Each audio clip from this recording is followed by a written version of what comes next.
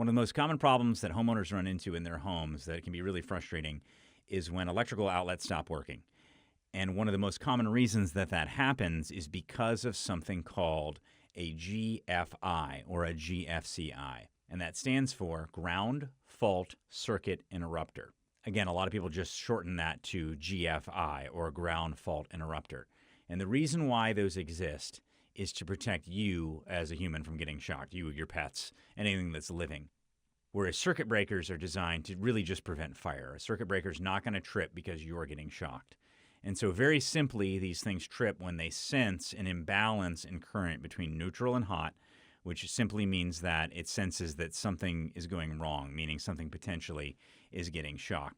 So when you have an outlet that is not working, look around your home in your breaker panels and around your bathrooms, kitchens, garages, other areas that might be sort of on the more damp side or have water around them, and make sure that these are not tripped, and if they are, reset them. When in doubt, just press that reset button. And often that will be the only problem. Maybe it was something got wet when it got plugged in or whatever. It may not be a big issue.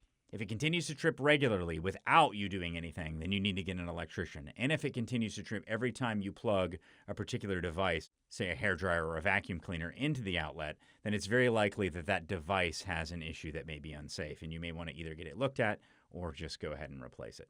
So that's the basics of GFCI. You can find them either in your breaker panel as part of a GFCI breaker, or you can find them in kitchens, bathrooms, lanais, porches, garages, things like that, generally speaking.